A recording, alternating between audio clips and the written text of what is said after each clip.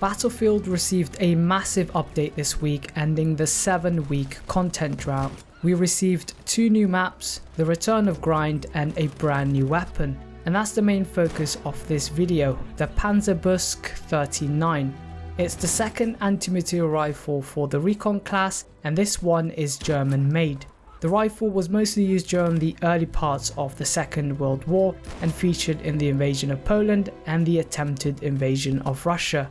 Much like the boy's anti-tank rifle, its main purpose was to penetrate through tank armor, and was successful at doing so. However, tanks quickly evolved and became virtually immune to the rifle, leading to its removal from service in 1944. In the end, most of the rifles were converted into the Panzerbuchse 39, which is an anti-tank grenade launcher, so finding one of these in its original configuration is pretty rare these days.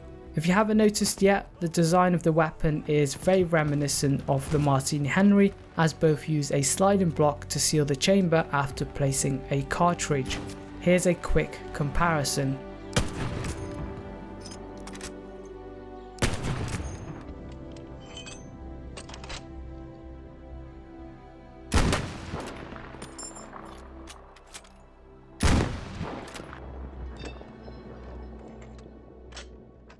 Sadly, you won't be able to ADS without being bipoded or prone, but wouldn't it be cool if we could, even if it's for a limited time or so, let's say a week or 2. I'm all for turning this into Battlefield 5's version of the Martini Henry, and I love to see it happen. Interestingly enough, that's not the only similarities between the two, but I'll come to highlight that later on when I cover the stats of the weapon. The Panzerbuchse has a 10 round magazine with 1 in the chamber, and the good thing is that you won't need to reload tactically to get the full 11 rounds. Unfortunately though, you won't be able to upgrade the magazine capacity any further, but the rate of fire can be. It starts off firing 18 rounds per minute, and once upgraded with the right specializations, it fires 21 rounds per minute, and that's the path I've decided to take in the spec tree. So slings and swivels, flash hider, faster bolts and faster bullets. However, the last specialization should be changed every so often depending on the map or mode you're playing on. For example, an infantry focus mode without vehicles like grind doesn't require AP rounds, and therefore you should go for faster bullets and vice versa. As you can tell from the gameplay in the background, I've spent most of my time playing grind and fortress, which can be found in the new playlist named Combat Under Pressure. So I'm not entirely confident on how much damage it deals to tanks or transport vehicles, but as far as I can tell, it's on par with the boy's anti-tank rifle, and I think the AP rounds might be broken as the damage stays the same.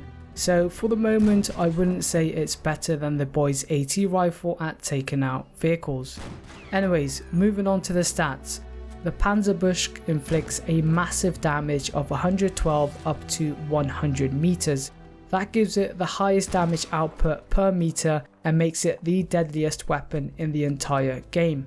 That's more than the boy's anti-tank rifle, and like I've hinted at, resembles the Martini Henry, which deals the exact same amount of damage in its sweet spot range. Is it a coincidence? I think so, purely based on how the body multipliers work in Battlefield 5, but you could also see it as some sort of tribute. Basically, there seems to be a 0.85 times body multiplier for lower arms, legs, hands and feet when using an anti-material rifle, and that stops you from getting a one-hit kill when striking those parts. And once you're beyond 100 meters, you'll need to land 2 body shots or 1 headshot, which is the maximum amount of bullets you'll ever need to land. So it's on par with the boy's AT rifle in terms of the bullets needed, even though it deals more damage. Though the slightly higher damage model of the Panzerbuchse will increase the chances of a one-hit kill because of attrition. It's not an enormous difference, but still a noteworthy one. So purely based on the damage stats alone, the Panzerbuchse is marginally better against infantry and almost makes the boy's AT rifle completely redundant.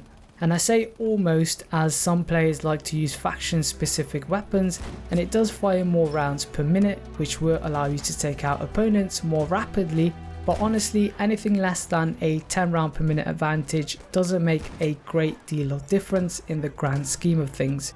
So in conclusion, the Panzerbuchse has a larger magazine, inflicts more damage over distance while having the equivalent amount of bullet speed. In my opinion, the faster rate of fire and faster reload speed favouring the Boyce anti-tank rifle does not outweigh the massive pros I've just listed, and therefore I would highly recommend picking the Panzerbuchse over the Boyce anti-tank rifle. And lastly, I want to finish off by addressing the question in the title. Is it overpowered or not? I personally don't think it is, simply because being prone or bipodded leaves you extremely vulnerable and exposed, and combine that with a slow rate of fire, you can often find yourself in trouble after taking out the first opponent. But I do understand that in the right conditions like Marita or other maps that struggle with visibility, it can be extremely effective. I would say it requires the least amount of skills to operate, and that just doesn't sit well with the overall player base. All in all, I think the best solution is to move away from the prone meta, and I think we're finally starting to see that happen with the most recent MMG nerf. Apparently there's more to come, and perhaps, maybe one day, we'll be able to ADS without the need to bipod. Do let me know what you think of the new rifle in the comments down below, leave a rating, and I'll see you later. Take care.